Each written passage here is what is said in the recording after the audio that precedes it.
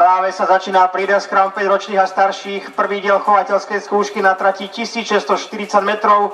Auto štartovo 40 000 korún pre 5-ročné a staršie kone českého chovu s 5 aktérmi. Dopredu nám vypálil Unkas, na druhej pozícii potom zhodne Rediget a Magic Match JDS, na 4. pozícii Karolina Nová a pole uzatvára sa Leteč.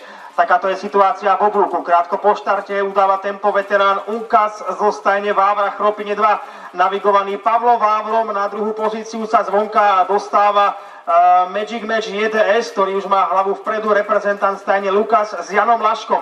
Vedľa neho jeho stajnový kolega Rediget s Filipom Lajnerom.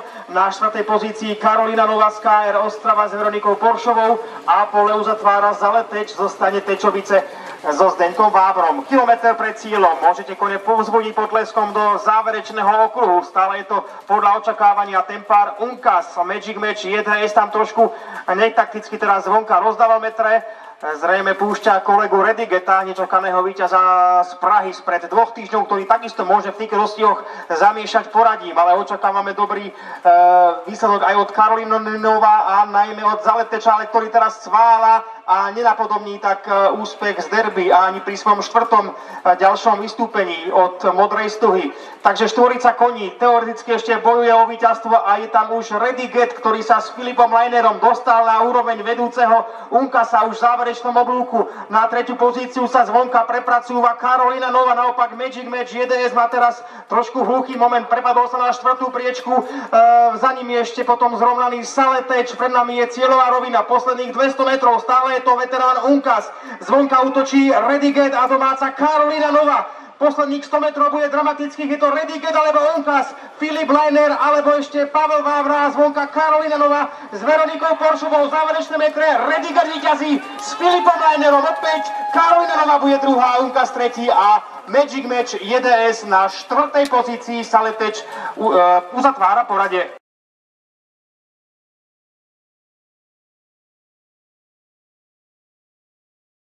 A v priestore cieľa už čakáme na zatiaľ neoficiálneho víťaza Breeders' Crownu 5-ročných a starších koní prvého dielu na krátkej dištancii, ktorým sa stal Rediget zo stajne Lukas, trénera Jana Lašku, ktorý viedol 4. Magic Matcha JDS a v súlke Redigeta zvíťazil opäť po vzore z Prahy Filip Lajner, ktorý sa tento rok po dlhšej pauze vrátil do súlky a má výbornú bilanciu, 3 štarty a 3 víťazstva.